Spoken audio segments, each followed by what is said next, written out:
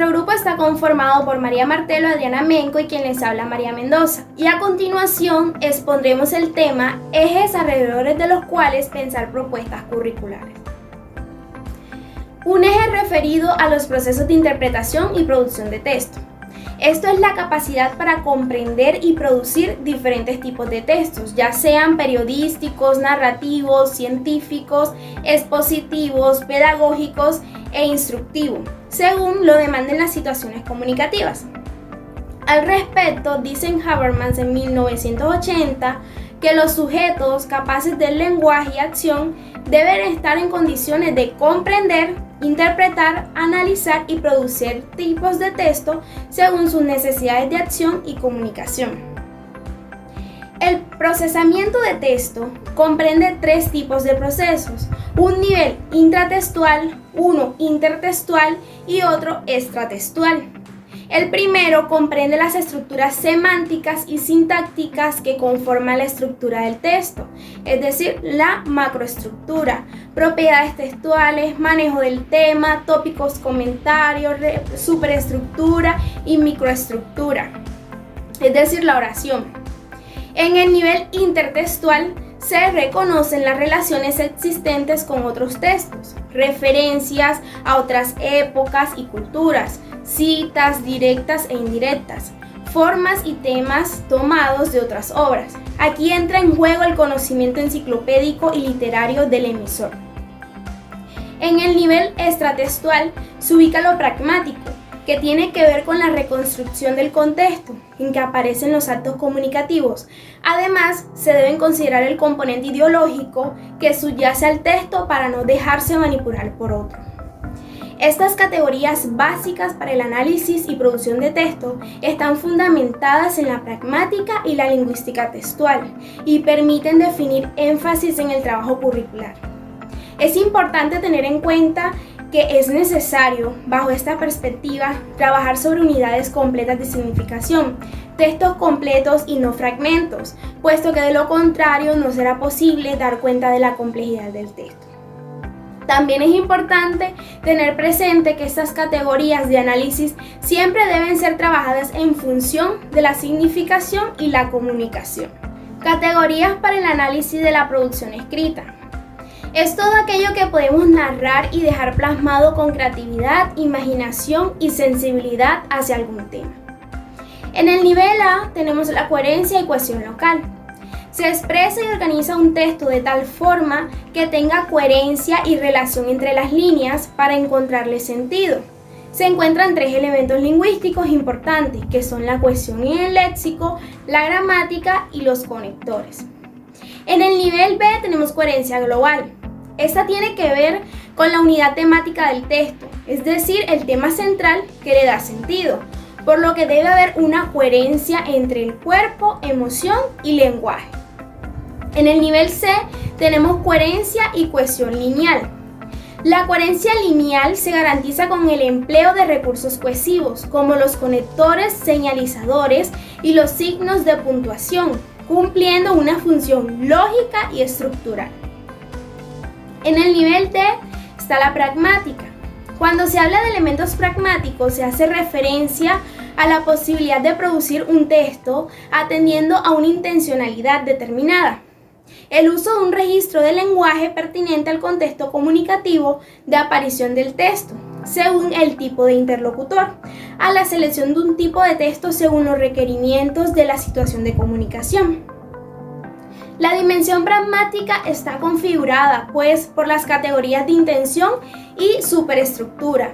La intención se refiere a la posibilidad de responder a un requerimiento y la superestructura está referida a la posibilidad de seleccionar un tipo de texto y seguir un principio lógico de organización de este.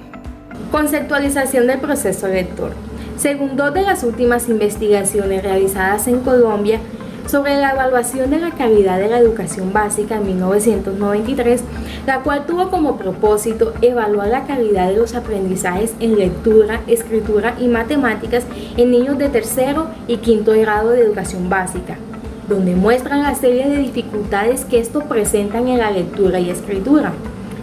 Además, una cierta aversión frente a las cualificaciones de las habilidades comunicativas, posiblemente porque no comprenden lo que leen o porque muchas veces se les dificulta expresar por escrito sus pensamientos y sentimientos. La comprensión lectora es el proceso de construcción de significados a partir de la interacción entre el texto, el contexto y el lector. Diversos componentes facilitan u obstaculizan la comprensión del lector. Entre estos se encuentran, por ejemplo, las estrategias cognitivas de muestreo, predicción, inferencia, verificación y autocorrección. Dichas estrategias se emplean para construir significados y son utilizadas por los lectores de manera espontánea, y en muchas ocasiones nunca se toma conciencia de su uso. El muestreo es la capacidad que posee el lector para seleccionar cognitivamente las palabras e ideas más significativas del texto para construir los significados. La predicción es la capacidad que posee el lector para anticipar los contenidos de un texto. Por medio de ellas se puede prever el desenlace de un cuento, una explicación o el final de una oración. Es decir, la predicción permite construir hipótesis relacionadas con el desarrollo y con la finalización de un texto. La inferencia es la capacidad para deducir y concluir acerca de aquellos componentes del texto que aparecen implícitos en este. Para comprender mejor la forma como el lector logra la comprensión lectora, también deben considerarse, además de los anteriores, otros factores como son el propósito, el conocimiento previo, el nivel de desarrollo cognitivo, la situación emocional y la competencia lingüística. El propósito se refiere a la conciencia que posee el lector de lo que busca al enfrentarse a un texto, es decir, el para qué de la lectura. El conocimiento previo es el grado de comprensión lectora. Este está determinado por el conocimiento previo. Por ejemplo, a mayor conocimiento del tema que se está leyendo, mayor comprensión de este.